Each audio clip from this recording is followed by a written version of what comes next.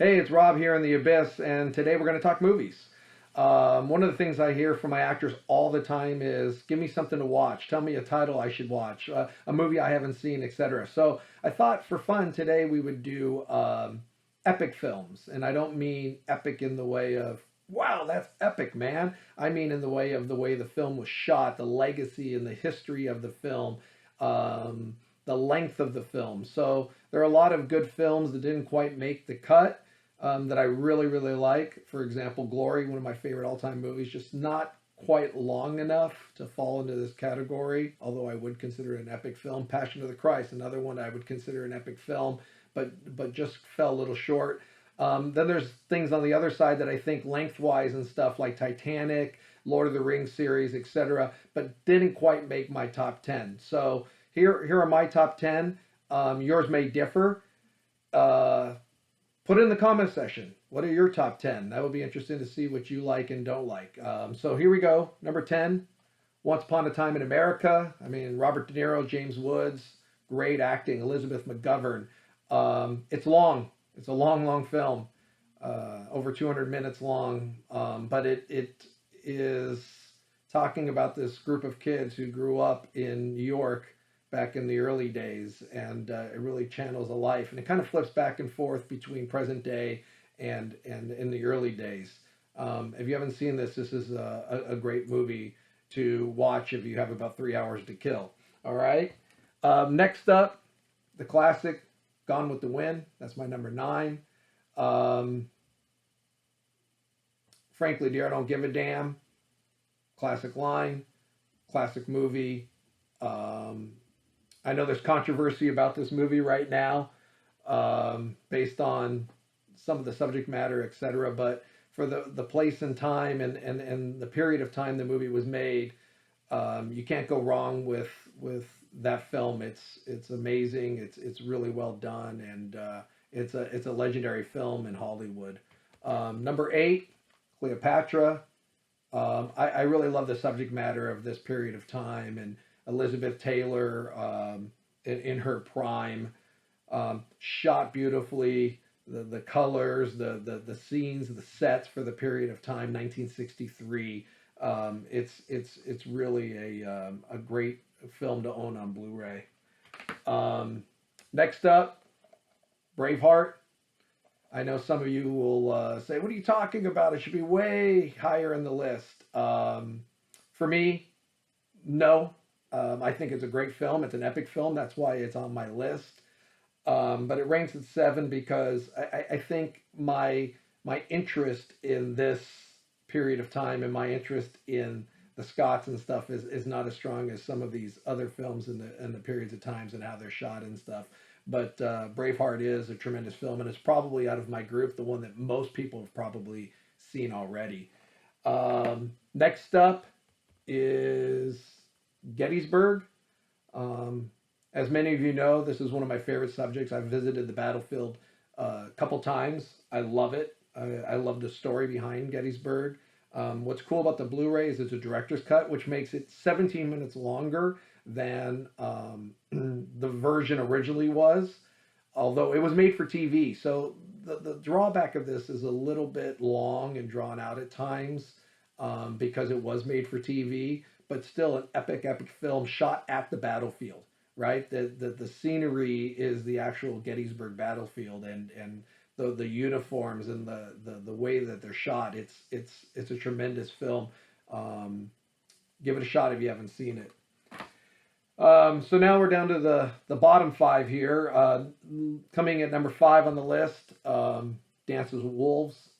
The acting is phenomenal. Graham Greene, Kevin Costner, of course. It's shot unbelievable. The colors, the scenery, the story. The scenes in the snow. I mean, it's just an unbelievable story. It's epic, epic, epic, and it's really a treat to watch. This is probably another one up with Braveheart that most people have seen, compared to some of these other ones. But if you haven't, give this a shot. Number 4, The Last Samurai.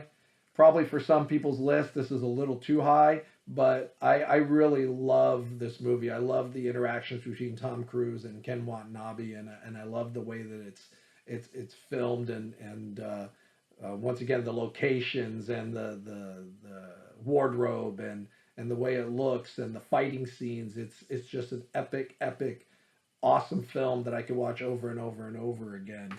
At number three, one of my favorite movies of all time, The Patriot.